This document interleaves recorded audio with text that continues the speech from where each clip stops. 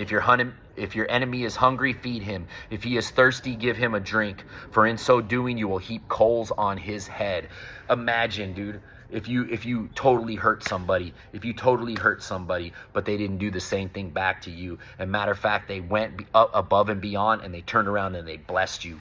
Wouldn't you feel horrible for what you did to them? And you might think twice about doing it again. And you might say, hey, I did that person wrong, and you know what, they were still kind to me. I don't know how they were able to do that. It would blow their mind, and maybe for a second they would feel a little bit of remorse. Then maybe they could turn to repentance, and maybe then they could come to the faith. You know what I mean? That's what I think of when I read that. If your enemy is hungry, feed him. If he is thirsty, give him a drink. For in doing so, you will heap coals on his head. You will give them something to think about.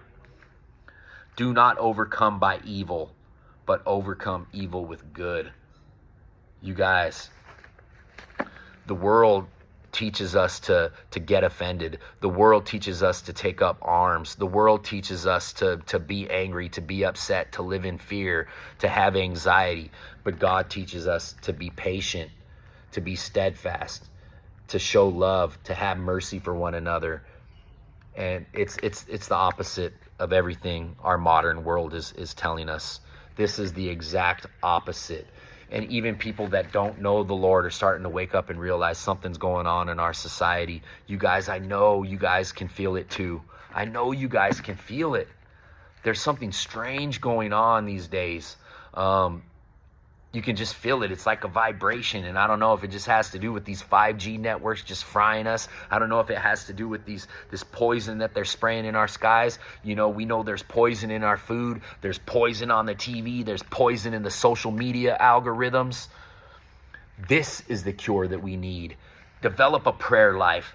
Develop a habit of listening to worship music. Develop a habit of fellowshipping with other believers. Develop a habit of getting out there in the world and sharing this good news with others.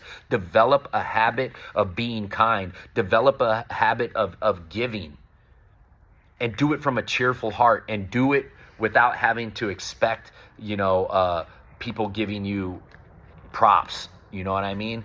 And that's what makes me sick. You see these people on YouTube all the time where they drive around and they roll up on a homeless guy and they give him $500, but yet you look and they got 20 million followers and they're getting 5 million views a video, and they're making hundreds of thousands of dollars, but you guys think that they're doing it for the Lord? They're doing it for themselves.